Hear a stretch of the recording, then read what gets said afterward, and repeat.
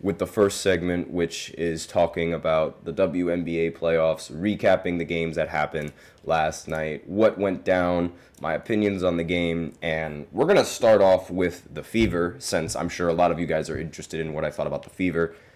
Caitlin played phenomenally. She ended the game being one of the only rookies in the history of the WNBA to score 25 points, get 5 assists, and 5 rebounds in a playoff game. And again, one of the very few rookies to actually do that. But still, it wasn't enough for the Connecticut Sun, who were just the much better team overall compared to the Fever. They had way more playoff experience than anybody else on the team. And on the Indiana Fever, they're just a much better coached team. They're a much better team overall. And I have to say, that Fever team is unbelievably bad. Without Caitlin Clark, they are unbelievably bad. I have not seen such terrible basketball being played in a long time. The first quarter was disgusting. There were so many missed layups. There were so many missed passes. Everybody was missing everything except for Caitlin. And it was just like the Fever looked like they were nervous. They looked like they really couldn't meet the moment in this game. In the entire first half, I only counted 2. That's right, 2 baskets that the Fever were able to score without either being assisted by Caitlin Clark or without Caitlin doing the scoring herself. 2 baskets. And they ended up scoring 34 points in the first half. 2 of those baskets were without Caitlin Clark's help.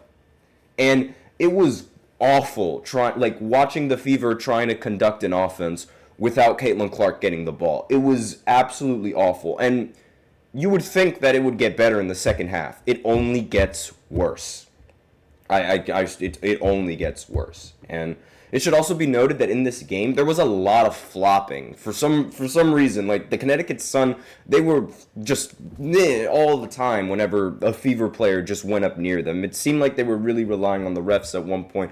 And at one point, the refs did not know how to control their whistle during the playoffs, which is very odd because during the playoffs, I usually expect the refs to sort of tighten up on the whistles and allow the players to play their game. It didn't really seem like they were doing that, at least in the first half. And towards the second half, and in the second half, they was very, very close. Like the Fever, they were up at one point, and then they were down by 1. But then the Fever had to call a timeout. And out of the timeout, they turned the ball over on an inbound play, which immediately spiraled into a downhill sense of offense for the Fever. Caitlin did not touch the ball in the final minutes, and it was infuriating to me because this one guard on the team, Kelsey Mitchell, single-handedly sold the game for this team. Single-handedly. And it baffles me. It stuns me because this woman played 40 minutes, the exact same amount of minutes that Caitlin played. She was awful. She shot 7 for 18 from the field, only ended with 17 points, was 3 for 9 from 3, and missed 3 awful shots at the ending of the game. Why is she taking the final shot? Like, that was pitiful. That was inexcusable. Like, terrible shot selection.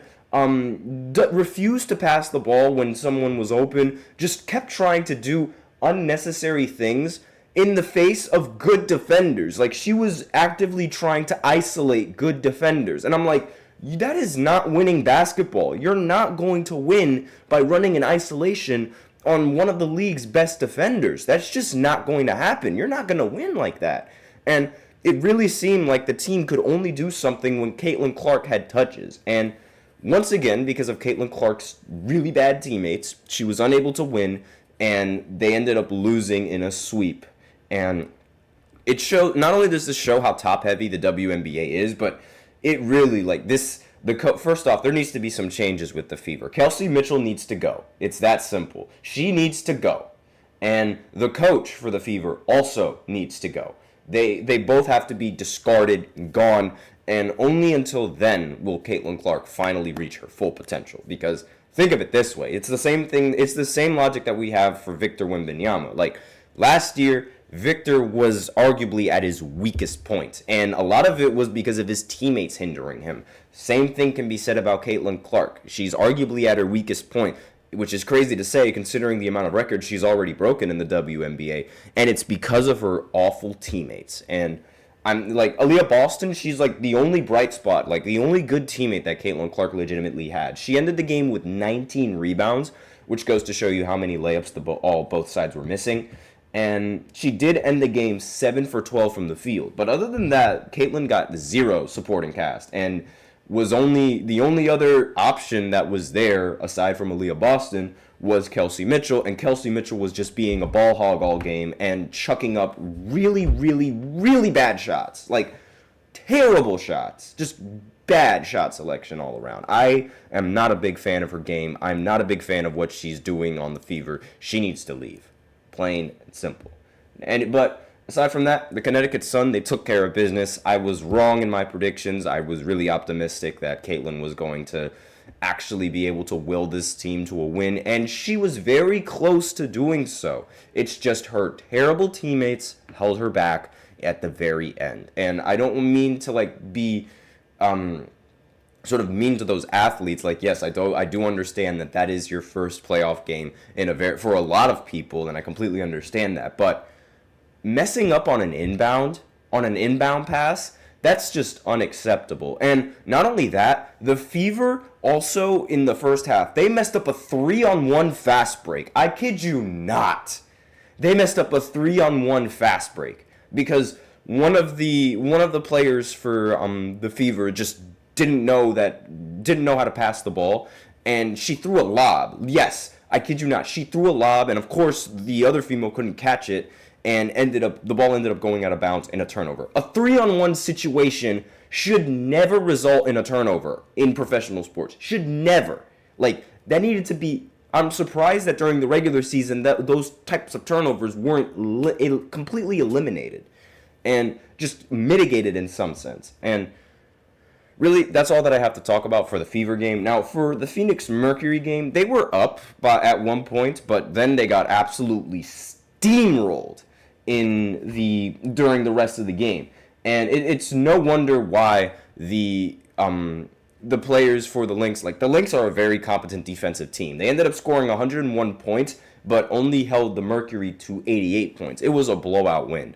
And not to mention their defense being good, but their coach was also good. They made immediate adjustments going into the second quarter and going into the second half. In the first quarter, Phoenix outscored Minnesota 25-21. Then in the second quarter, Minnesota started to trail back, outscoring them 28-22.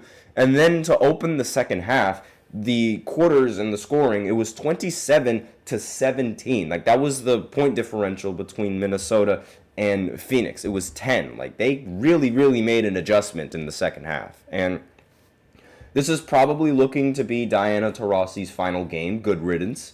And she ended the game with 24 points, 5 rebounds, and I mean the rest of the players. Actually, wait, no, excuse me. Diana Taurasi ended with 10 points, 4 assists, and 3 rebounds. I was actually reading Brittany Griner's stats. She ended with 24 points and 5 rebounds. So apologize for that. And I mean, they played rather well, but it just wasn't enough for Nafisa Collier, who dropped an amazing 42 points in this game, 4 assists and 5 rebounds as well. Just peak playoff performance right there. See, these are the types of performances that you have to have in these games. You need to meet the moment. That was the big difference between the Lynx and the Sun when compared to the Fever and the Mercury. Their best players just did not meet the moment. And you can argue that maybe if they had better teammates, that both sides could have ended up making the series rather competitive. And you can argue that maybe the playoff format should change, but that's a completely different conversation right there. You have what you have right now, and as of right now, it's sort of that's really what you need to expect from this team. But anyways, aside from that, from these kinds of teams, you have to expect it that the top heavy teams are going to end up coming out. So in the next round of the postseason, the Liberty, they're going to end up playing the Aces in a best-of-5 series. And the Lynx are going to be playing the Connecticut Suns in another best-of-5 series to see who makes it to the finals. So That's all that I have for the playoff recap in this first segment. So now we will go ahead and go into a break, and be sure to stay tuned. I feel like I'm losing my mind. Is everybody in the world blind? Please, Lord, give me a sign, a sign. I feel like I'm losing my mind. Is everybody in the world blind? Please, Lord, give me a sign, a sign. I wanna be the greatest. Everybody on the fake shit. I look around and feel like everybody is the fakest. I make this every day and I'm impatient, hoping one day I blow up from the basement. Statement, the top is so vacant. I don't hear shit that I think is amazing. Waiting for my day when I'm playing sold out shows for 1,000 faces. Hey, give me that crown, get in my way and to be put down. It ain't your place, all this my town. If I want that shit, then I'll get it right now. I'm losing it, the noose it fits, I'm losing shit, a stupid myth. You choose to live or choose to dip, you choose to fight or lose your grip and lose a gift. Oh. I feel like I'm losing my mind. Is everybody in the world blind? Please, Lord, give me a sign, a sign. I feel like I'm losing my mind. Is everybody in the